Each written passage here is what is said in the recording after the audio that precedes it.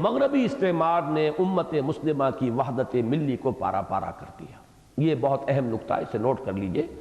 میں عرض کر چکا ہوں کہ پہلا دور جو تھا، اگرچہ عالم اسلام سیاسی وحدت پھر کبھی نہیں رہا، بنو امیہ کا دور ختم ہوا، دو سلطنتیں فوراً وجود میں آ گئیں، جیسے وہاں اسرائیل اور یہودیہ کی دو حکومتیں تھیں، اسی طرح یہاں ہسپانیہ کی اموی حکومت اور ادھر بنو عباس کی حکومت، یہ دو تو اسی وقت ہو گئی۔ پھر جب بنو عباس کا زور کم ہوا تو چھوٹے چھوٹے سلطانیٹس جن کو کہتے ہیں، جیسے آپ ہمارے کہتے ہیں Emirates, the United Arab Emirates, بہت سی عمارتیں ہیں، تو سلطان بہت سے سلاطین ہوتے تھے ان کے مختلف، وہ جو ہیں سلطان نور الدین زنگی، یہ گویا کہ وہ خلیفہ تو مانتے تھے بنو عباس ہی کے اس خلیفہ کو جو بغداد میں ہے، لیکن اپنی حکومت ان کی آٹونومس ہوتی تھی، یہ سلاطین تھے، امراء تھے، سلاطین تھے، ان کی حکومتیں تھیں۔ ہندوستان میں حکومت اگر تھی مسلمانوں کی تو خطبہ پڑھا جاتا تھا وہ انہی کا، بنو عباس کا جو خلیفہ ہے اس کا، لیکن ظاہر بات ہے یہاں حکومت تو کرنے والے یا تو وہ بلبن ہے یا قطب الدین ایبک ہے، ان کی حکومت ہے۔ تو یہ مختلف، لیکن ملت کی وحدت، امت کی وحدت برقرار رہی اس صدی کے شروع تک۔ ہر مسلمان پورے عالم اسلام کا یونیورسل سٹیزن تھا، جہاں چاہے چلا جائے، کہیں کوئی پاسپورٹ نہیں مانگے گا، کہیں کوئی ویزا طلب نہیں کرے گا، کہیں سن آف دی سوائل کیا جو ہے بیریئر محسوس نہیں کرے گا کہ میں تو اس مٹی کا باسی نہیں ہوں، یہاں سے نہیں پیدا ہوا ہوں تو میرے لیے ترقی کے راستے بند ہیں۔ کوئی آتا تھا کہاں سے، موراکو سے چل کر، مغرب سے چل کر، ایک سیاح کی حیثیت سے، اور ہندوستان میں وزیر بن جاتا تھا، اس سے کوئی نہیں پوچھتا تھا you are not the son of the soil, who are you. یہ ختم ہوا اس صدی میں۔ مغربی استعمار کا جو ہم پر سب سے بڑا وار ہوا ہے وہ یہ ہے، یہ وار دلوں تک گیا ہے۔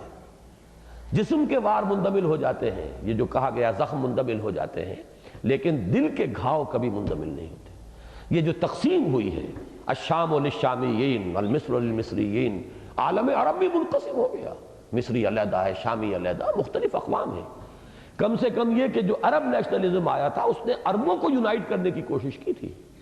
چھوٹی چھوٹی جو قومیتیں عربوں کے اندر پیدا ہو گئی تھی، ان سے بالا تر ایک عرب نیشنلزم جو ہے اس کا کانسیپٹ دیا گیا تھا، تاکہ اس استعمار کے خلاف وہ کھڑے ہو سکیں متحد ہو کر اس ویسٹرن امپیریلزم کا مقابلہ کرنے کے لیے۔ بہرحال وہ عرب نیشنلزم بھی اسلام کی روح سے تو وہ بھی غلط ہے، لیکن یہ کہ اس سے بھی نیچے بات پہنچی ہوئی ہے، جیسے آج ہمارے ہاں نیچے بات پہنچ گئی ہے۔ اب تو سندھی نیشنلزم، مہاجر نیشنلزم، اب پنجابی نیشنلزم، سرائکی نیشنلزم، نہ معلوم کتنے نیشنلزم ہیں۔ یہ در حقیقت وہ زہر ہے جو سب سے پہلے اس صدی میں ویسٹرن امپیریلزم نے انجیکٹ کیا ہے عالم عرب میں، اور اس کے جو سمی اثرات ہیں، زہریلے اثرات، وہ چل رہے ہیں، بڑھ رہے ہیں۔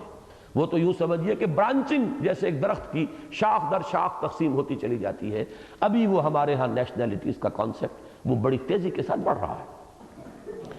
اس داستان کا المناک ترین بات یہ ہے کہ مغربی استعمار نے امت مسلمہ کی وحدت ملی کو پارا پارا کر دیا، اور اس صدی کے آغاز ہی میں نسلی اور علاقائی عصبیتوں کے وہ بیج مسلمان اقوام کے دلوں میں بو دیے جو ابھی تک برگوبار لا رہے ہیں۔ چنانچہ پہلے انہوں نے عربوں کو ترکوں کے خلاف ابھارا، نتیجتاً عالم اسلام کا قلب دو لخت ہو گیا، اور وحدت ملی کے علامتی ادارے، سمبل یعنی خلافت کا بھی خاتمہ ہو گیا۔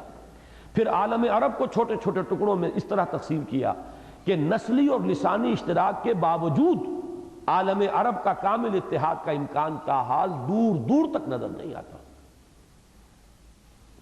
اسی نسلی تعصب کے نتیجے میں اللہ تعالیٰ کے اس عذاب کا مزہ بھی امت مسلمہ کو چکھنا پڑا، جو قرآن مجید میں ان الفاظ میں بیان ہوا ہے، او یلبسکم شیعا ویذیق بعضکم بعض بعض۔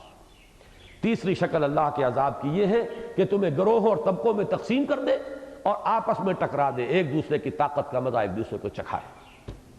پہلا عذاب کی شکل یہ آسمان سے کوئی عذاب نازل ہو، دوسرا یہ کہ زمین کے اندر سے ابل کر نکلے۔ قل هو القادر ان يبعث عليكم عذابا من فوقكم او من تحت ارجلكم، یہ دو شکلیں ہیں، اور تیسرا او يلبسكم شيعا ويذيق بعضكم بعض بعض، سورہ انعام آیت نمبر 65۔ یعنی تمہیں گروہوں میں تقسیم کر دے اور پھر چکھائے ایک کو دوسرے کی جنگی قوت کا مزہ۔ چنانچہ اس صدی کے آغاز میں عربوں کے ہاتھوں ترکوں کا خون بہا، اور پھر سن 71 میں بنگالی مسلمان کے ہاتھوں غیر بنگالی مسلمان کے خون کی ہولی اور جان و مال اور عزت و آبرو کی دھجیاں بکھیرنے کا منظر چشم فلک نے دیکھا۔ فاعتبروا یا اولی الابصار۔ بہرحال یہ ہے وہ آپٹیمزم جس میں میں نے ترمیم کی ہے۔ آخری جو نوٹ ہے جہاں سے بات شروع ہوئی تھی وہاں پہنچی ہے۔ بہرحال ہمارے نزدیک امیین کے لیے سن 67 کی ذلت،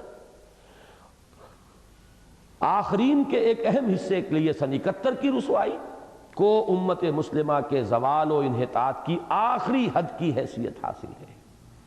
اور اگرچہ وَإِنْ عُدْتُمْ عُدْنَا، یہ میں نے اس وقت بھی لکھ دیا تھا کہ یہ وعید اب بھی برقرار ہے اللہ کی جو اس وقت کی گئی تھی، یہود سے کہا گیا تھا عَسَىٰ رَبُّكُمْ أَن يَرْحَمَكُمْ وَإِنْ عُدْتُمْ عُدْنَا، ابو سعید کی طرف حوالہ ہو رہا ہے۔ اگرچہ وَإِنْ عُدْتُمْ عُدْنَا کی مستقل وعید اب بھی موجود ہے، تاہم کیا عجب کہ اب عَسَىٰ رَبُّكُمْ أَن يَرْحَمَكُمْ ہی کی شان کا ظہور ہو اور کلنک کا کوئی اور ٹیکہ امت محمد علیہ صاحب الصلاۃ والسلام کی پیشانی پر نہ لگے۔ اگرچہ اس کا تمام تر دار و مدار امت کی اپنی اصلاح پر ہے۔ بقول جگر مراد آبادی مرحوم، چمن کے مالی اگر بنا لے موافق اپنا اشعار، اب بھی چمن میں آ سکتی ہے پلٹ کر چمن سے روٹھی بہار اب بھی۔